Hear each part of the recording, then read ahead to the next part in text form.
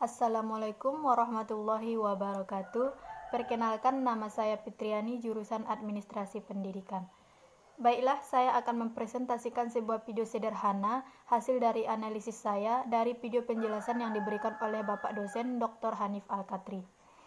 Komunikasi organisasi. Komunikasi tidak hanya penyampaian secara verbal, tapi setitik bagian yang kita inginkan atau yang kita sampaikan melalui satu gerakan atau satu kedipan mata pun disebut dengan komunikasi.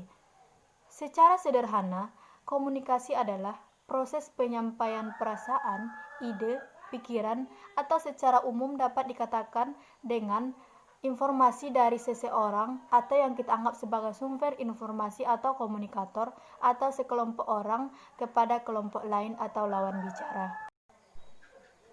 Proses terjadinya komunikasi atau teori seperti yang dijelaskan oleh Robin. Proses kegiatan pertama yang dilakukan oleh si pengirim pesan atau komunikator mulai dari proses adanya gangguan, terjadinya umpan balik kepada si penerima pesan.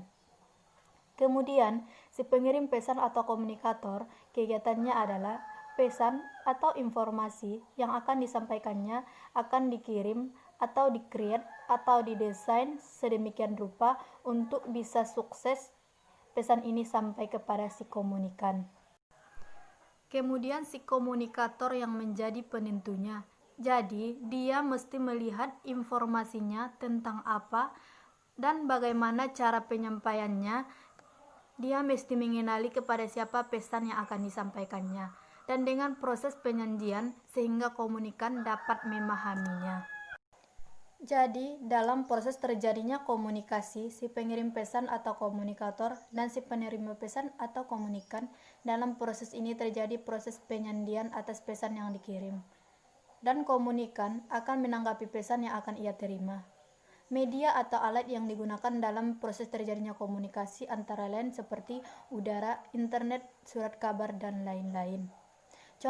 Contohnya adalah komunikasi secara langsung, medianya adalah udara. Kemudian saluran-saluran yang digunakan dalam komunikasi. Yang pertama, saluran formal. Saluran formal, saluran yang disediakan dalam organisasi kalau kita lebih ciutkan dan mengikuti mata rantai otoritas-otoritas organisasi. Yang kedua, saluran informal. Saluran informal diciptakan secara spontan, muncul sebagai tanggapan terhadap pilihan-pilihan individual dalam proses. Sebuah komunikasi sangat ditentukan oleh siapa sumber informasi atau komunikatornya. Kesuksesan sangat ditentukan oleh kehebatan dan kepiawaian proses penyajian pesan, pengkreatan informasi, dan pendesainan informasi yang akan disampaikan, dan mengenali siapa yang akan menerima pesan. Selanjutnya, unsur-unsur komunikasi. Unsur-unsur komunikasi yang pertama adalah pengirim pesan atau komunikator atau sumber informasi, serta bahasanya dapat dipahami dengan mudah oleh si penerima pesan atau komunikan. Unsur-unsur yang kedua adalah pesan atau informasi. Yang ketiga, saluran atau perantara atau media yang dipakai dalam menempuh perjalanan pesan. Saluran yang keempat adalah penerima pesan atau komunikan, objek yang akan menjadi sasaran ketika pesan itu akan disampaikan. Sebelum pesan diterima, dilakukan penerjemahan yang disebut dengan pengkodimahan atau penyandian, sehingga pesan yang akan disampaikan bisa dipahami oleh komunikan. Saluran yang kelima adalah gangguan atau noise. Gangguan atau noise artinya mewakili berbagai bentuk hambatan dari komunikasi yang mengacaukan kejelasan pesan. Saluran yang keenam adalah umpan balik atau sarana pengecekan apakah pesan yang diterima seperti yang dimaksudkan atau yang diharapkan oleh si komunikator.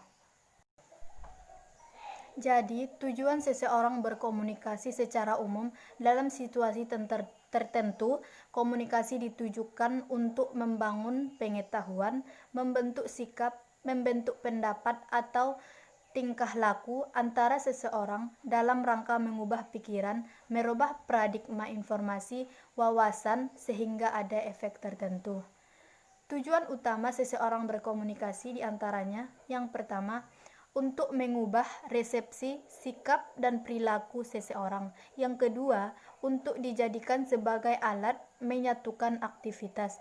Yang ketiga, tujuan komunikasi itu bagi organisasi mencapai tujuan dari lembaga-lembaga organisasi itu sendiri. Yang keempat, untuk menciptakan kepuasan dan penyaluran rasa ingin tahu. Yang terakhir adalah fungsi-fungsi dari komunikasi.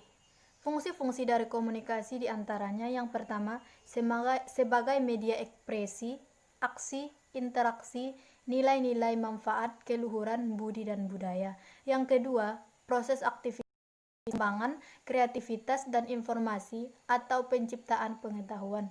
Yang ketiga, evaluasi. Yang keempat, pengendalian. Yang kelima, penguasaan lingkungan. Demikianlah presentasi video saya pada kesempatan ini. Mudah-mudahan bisa dipahami. Sekian, terima kasih. Assalamualaikum warahmatullahi wabarakatuh.